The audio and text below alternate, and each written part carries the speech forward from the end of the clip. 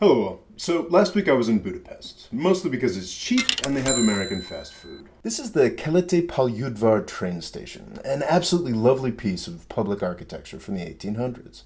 Right now, however, it's also providing a painfully on-point illustration of the European migrant crisis. If you're someone who pays attention, you've probably read something about how those dastardly Europeans aren't doing enough for the migrants streaming across their borders.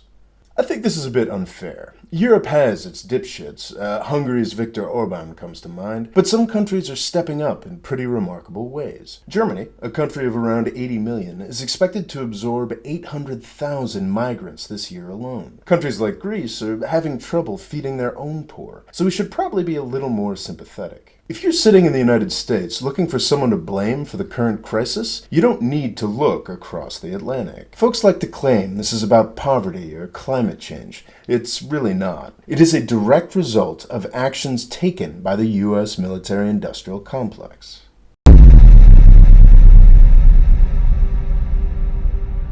In just 1 month, the United States has worked with our international partners to mobilize a broad coalition, secure an international mandate to protect civilians, stop an advancing army, prevent a massacre, and establish a no-fly zone with our allies and partners.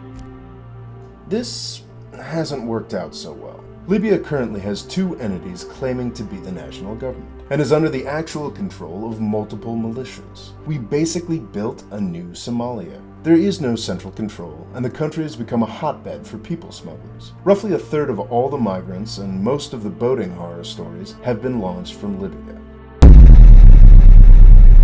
The Syrian civil war might have happened without us, but we've done two things to make it much, much worse. First, there's ISIS, a group that our boneheaded choice to disband the Iraqi army after our 2003 invasion created.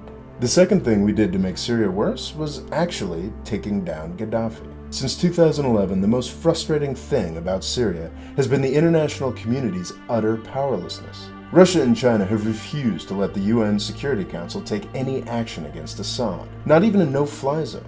This is because we burned them so badly with Libya. Russia and China let a United Nations resolution go forward, establishing a no-fly zone for civilian protection in Libya. But we didn't stop there. The UN Security Council never aimed for regime change in Libya or any other country.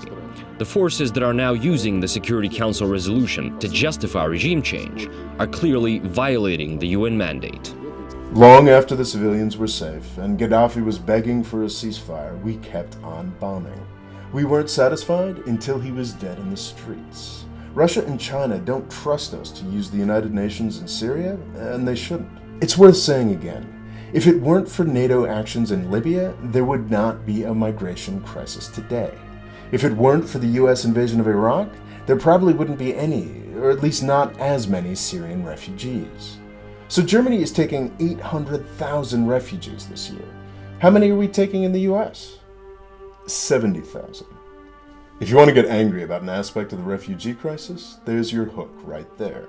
Thanks for watching. Please subscribe. And if you'd like to help me make more videos like this one, please click on the Patreon link here to find out how.